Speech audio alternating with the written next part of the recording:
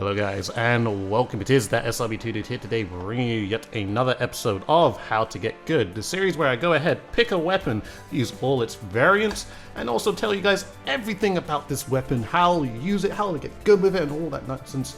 And basically just to pick apart my brain of what I'm thinking about when I'm playing it. And also, of course, addition of the Handcam so you can see what's going on when I am using that specific weapon.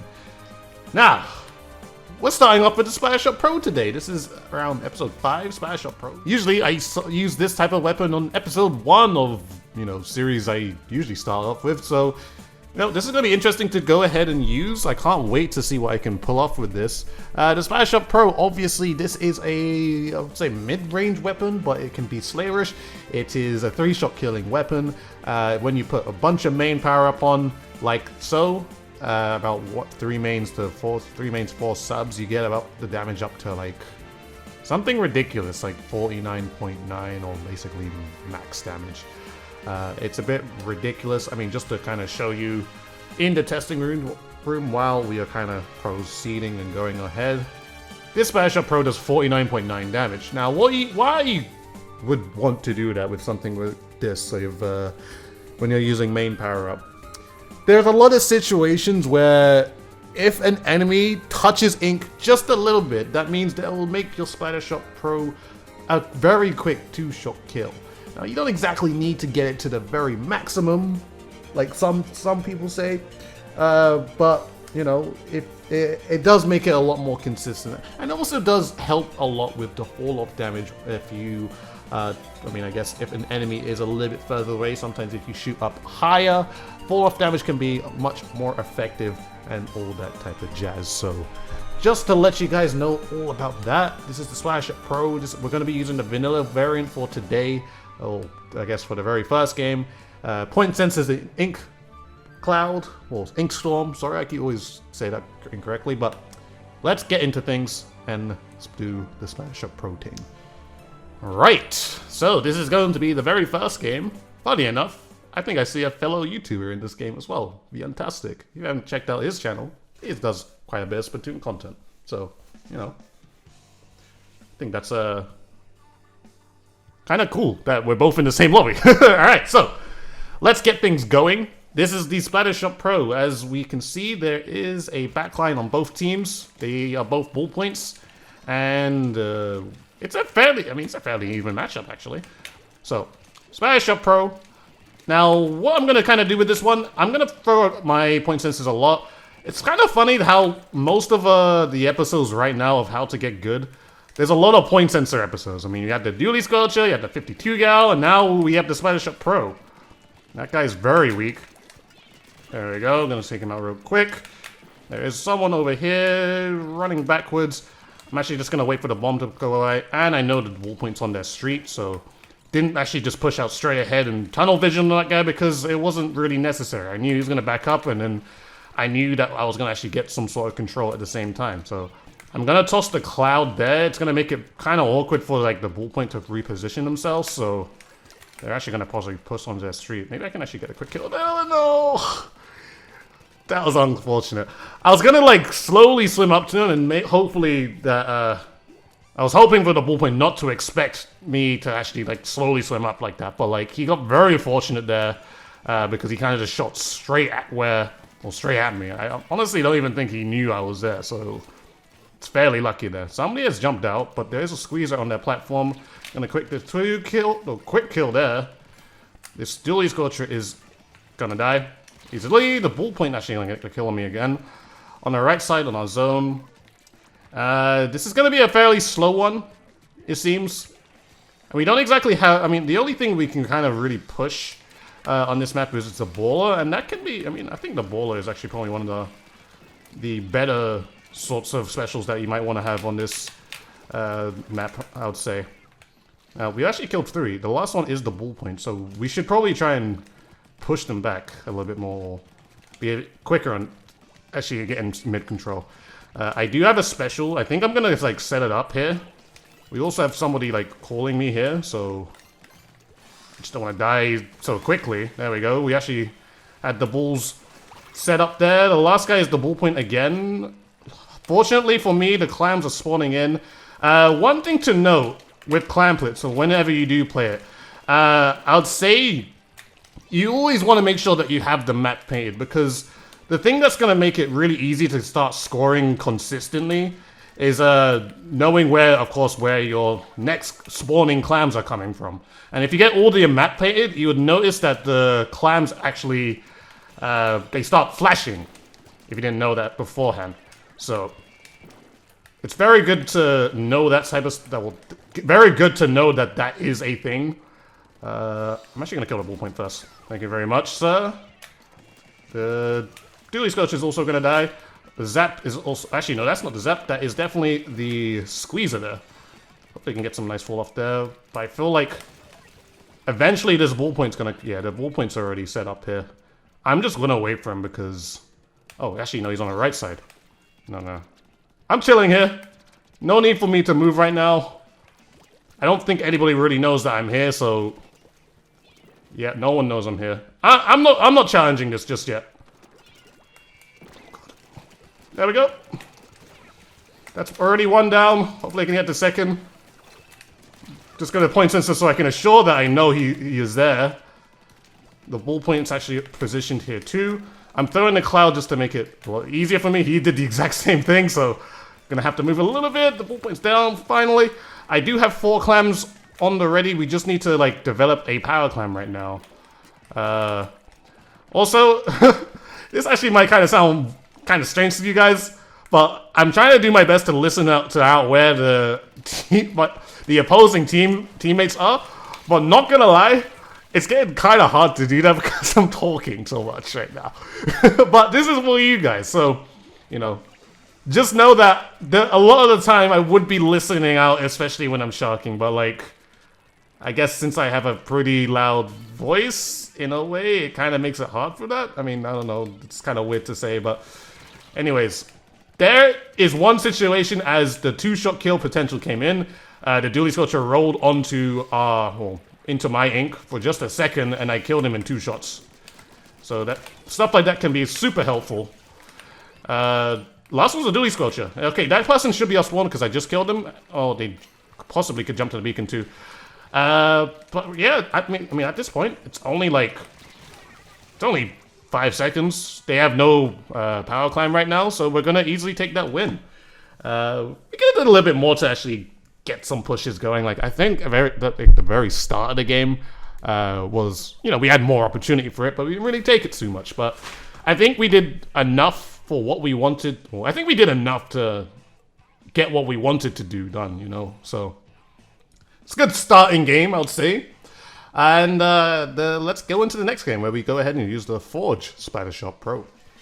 So, as you can see, this is the Forge Splattershot Pro, and this is my build that I'm going to go in with it.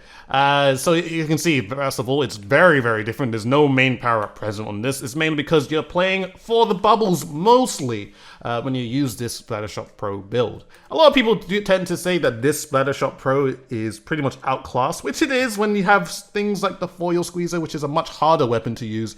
It's basically the exact same weapon, except the Foil Squeezer is a more accurate weapon, and has 100% accuracy, and has a bomb and bubbles, so...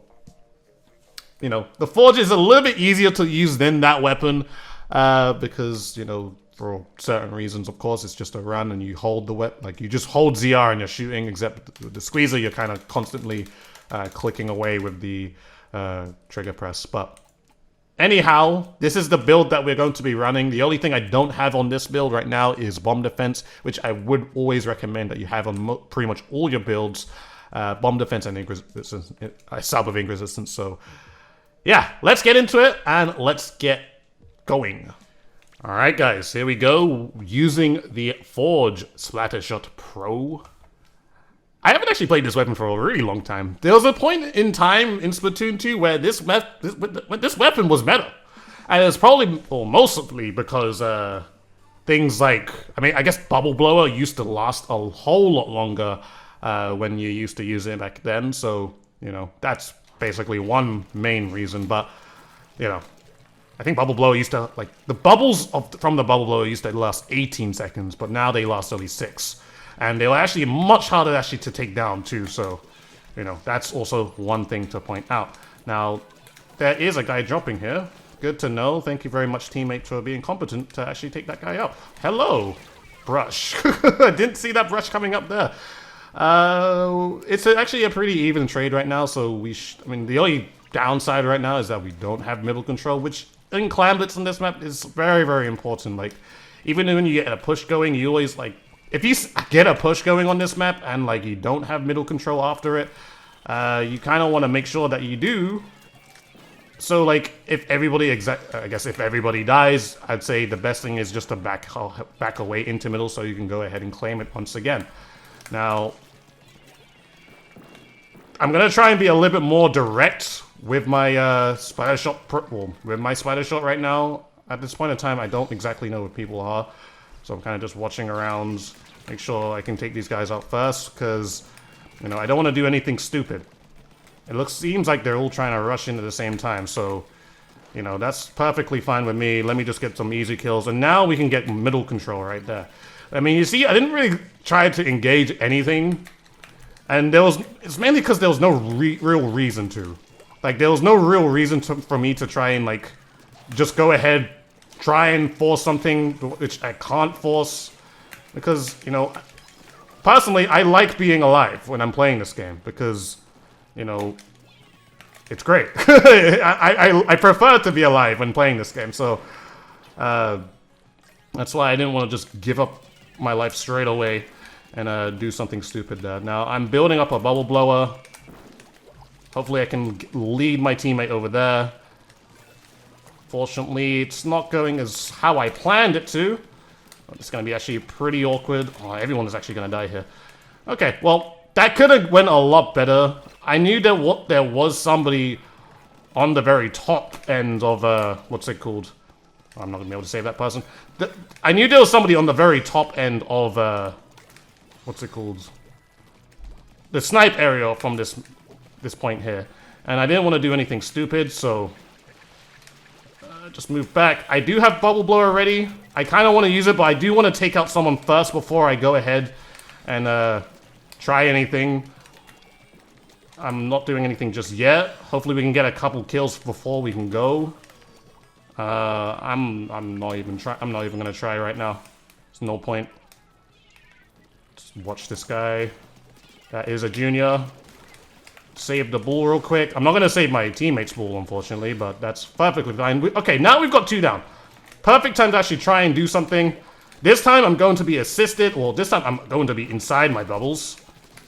I'm actually going to try and pop them with my object shredder. There we go. We get the 2 kills there. And nicely done. Now we should be able to get a decent push going on over here. Now, we got lots of... First of all, we got loads of control. So, clams should be very easy to find as we go back and forth. Okay. I'm going for the clams. I'm gonna die, but I'll go for the clams. Let's see. That's perfectly fine with me. So that push... I mean, I don't think we'll be able to get any more in, but that push straight away, 35 clams, if this one person could get more clams in. Nope, okay, never mind.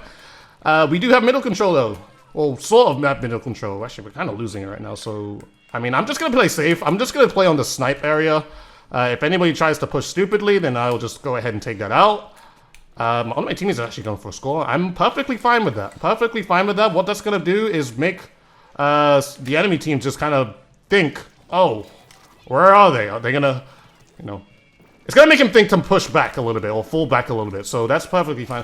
I mean, I didn't want to push just straight away, mainly because I know that Junior also had bubbles, so... Oh my god. Bomb defense, if I didn't... I mean, I had a possibility of dying there. And it's mainly because I don't have bomb defense. Like, if you didn't know, like, a sub of bomb defense can really save you against... people who play with bubbles and all that jazz, so, you know, it's just one thing to be wary about. And also, just to mention, right now, it is... I mean, there's only a couple seconds left. Everybody's on their snipe right now. It's only a couple seconds left. I'm only just setting up the bubbles just to, you know, if somebody tries to pass, I'm going to kill them straight away. And, of course, there's not too much time, so we didn't exactly need to go ahead and push because, you know, we already took the lead, so we just had to wait out the time and just make sure that we take them out in the very last seconds. So that's what I did right there, and I hope I explained that well. I think that was a really good game, just to show you guys what I did. So, hope you enjoyed that one, and let's go on to the Kensa Splattershot Pro. Okay guys, so now we are back to the original build that I used with the vanilla Splattershot Pro. Now we're using the Kensa Splattershot Pro. As you can see, this is the exact same build. This weapon comes with bomb and booyah bomb, so lots of bombs. The booyah bomb can be very helpful in many different ways, which I shall show. This is a very passive but aggressive weapon. You gotta be really careful of how you use booyah bomb these days, because you don't want to use it in super aggressive situations, because then you'll just get taken out. But this is a very passive aggressive weapon, and I'm gonna show you, because I feel like how you play this weapon is like you have to play it like you have to paint a lot to, you know, actually get things done, I feel. So let's get things done. Okay guys, so we are going to be using the Kensa Splattershot Pro. Hopefully this game can go well. And it's going to be on Starfish main stage once again. This is the... we're playing this the second time for this episode. So let's see what we can get done here. Now, as I said, this weapon is fairly passive-aggressive. And what I kind of tend to do when playing it is try to play for my booyah bomb as much as possible.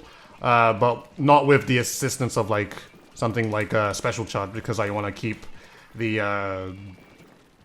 I want to keep the amount of main power up that I do have. So now they did armor, and there's no way I was gonna fight that. So that's why I just kind of backed away and just kind of gave them the control there.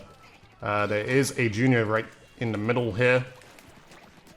Gonna take this person quick.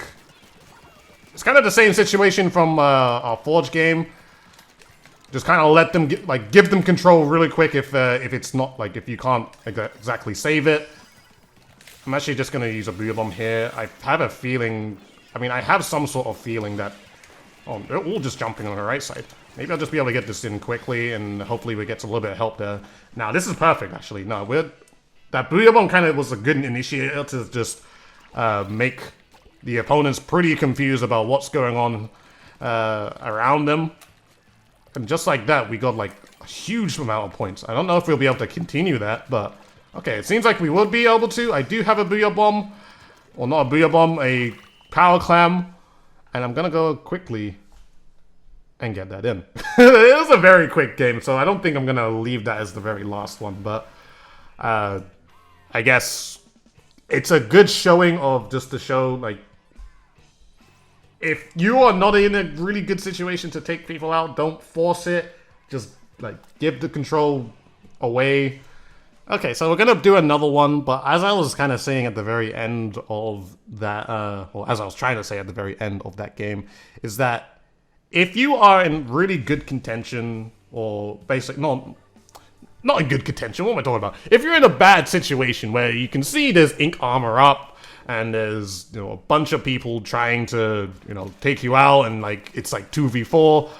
Like, don't fight it. Like, if you know you're not gonna win a fight, there's no point fighting it. You might as well just preserve your life and try and get back into a better try to get yourself back into a better position, so you can go ahead and try and win a fight that would be winnable, if you know what I mean. Now, hopefully, I can take this guy out. There we go. I was very risky on that play, so don't mind that. Soup Soda Sauce is trying to take me out here, but hopefully we should be up. I mean, we're in a good position now to take him out, so.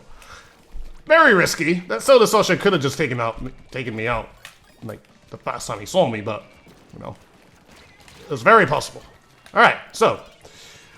We do have a lot of control. I should not have lost that fight to that Octoshot. Was a little bit slow on that, not going to lie. And now they're getting control back, so we're going to have to play a little bit defensive. I have a feeling that that Soda Sauce might go to that top right there. I'm going to just kind of wait for it. And they do have the ink armor up, so, you know, I'd say just play it safe for a little bit. The Octoshot does have ink jet. Might want to pop it, never mind. I'm going to quickly take this guy out. There are two guys, yeah, I'm not trying to push just yet. I know they still got middle control, and I'm not going to, like, just run into ink if I know I'm going to lose into it. So, you know, I took that guy out as well. Nicely done. And the last two guys are here, so now we can get mid control pretty easily here. The junior is on their street. He's gonna back up into my bomb there. There we go. And I do have 6 clams, but I do have the booyah bomb as well. There's a guy on their street. Maybe I'm gonna use the booyah bomb here. I might actually get 2 kills here. Ooh, the octo shot's weak. I'm gonna get the assist. Now we can actually push their street. I'm alive. I'm going to take it. The Soda Slusher is in a spot that I can't really take out right now. There we go. The junior is gonna die. His friend, the octo shot, assisted by the missiles. I'm gonna be able to take him out too. And now we can get a really beefy push off this. So throw all my clams there. I'm gonna watch this little part right here because a lot of people tend to try and rush this. We get 2 easy kills there. Unfortunately, I'm gonna die in the process, but I mean, as you see right there, really quick push. Got it down to early 17. I don't think we're gonna be able to fight that even more. So that Brella, I mean, I'd say the best play for that Brella to do is actually just back out. I mean, he did get a trade, but it's like, I mean, you're still dying. It's not really, not too much really gets done. So, you know, it may slow them down a bit. So it's not the worst thing in the world, but you know, we didn't exactly still get much done. Did that junior just try to flank? Oh, hold on, let me just check this. Yeah. I think he's on the wall. Okay, no, yeah, he was thinking about it. He was thinking about it. Now, they do have 2 bulls, so we just have to be a little bit defensive here. We kind of to pick our situations before we take them. I mean, they're just kind of chilling in spawn. I assume they're going to wait for somebody to try and push in for them, but, you know, as we take their players apart, it should be a little bit easier for us to actually get something done there. I have a bull now. The clash... Actually, I might have to throw this ball away. I'm actually going to throw this ball away. There's a lot of clams already spawned up right now. Maybe one of my teammates can pick it up. I know the sorcerer is over there. And we actually did get 2 down. I'm actually going to throw the booyah bomb back on the street. There's 2 guys on their street. And unfortunately, I actually missed the shots on the octo shot, but my teammate picked it up. They can quickly push in and hopefully get this ball in. Unfortunately, yeah, they didn't all push as a unit there, but we still get the ball in. That's perfectly fine. We're going to get a couple clams in, and that should be good. I mean, as you can see right now, the Clash Master has decided to say, oh, I am not playing anymore. I'm going to disconnect from the game. Unfortunate for me, but either way, I'm going to continue to keep this game in because, you know, he's DC'd at the very last 50 seconds of this match. So, I mean, at this point, we're basically gonna win. Like, you kind of see that we're just already gonna win. So, I mean, I can't really see them really... I couldn't exactly see them doing too much after this because now, I mean, we had such a strong lead. So, and there's no way that they're gonna pass through my defense at the same time. Now, there was an octo shot that was following me, but it's not gonna really matter. I mean, at this point, we're just kind of swarming. They need a bull to actually stay in the game, so... I mean, unless they do that, I mean, it's basically gonna be game there, so... Good for us. That's a good show with the Kensa Splattershot Pro. I waited with my booyah bombs and threw them in good positions where I knew that it's gonna be super awkward for my my opponents to really deal with. And the majority of the time, we just got a bunch done out of it, so... There we go. That's going to be the game for you guys, or the episode. Okay, guys, so you saw this vanilla Splattershot Pro, you saw the Ford Splattershot Pro, and you saw the Kensa Splattershot Pro. Those are the 3 variants of the Splattershot Pro family. I hope you guys enjoyed this video. To give you a little bit of a conclusion, this is the type of weapon where you kind of wait for people to come to you, unless it's very easy for you to go ahead and just run in and take somebody out pretty easily. Usually you come into those situations where you are able to do that if a weapon has lower range than you and you're confident in your accuracy and aim.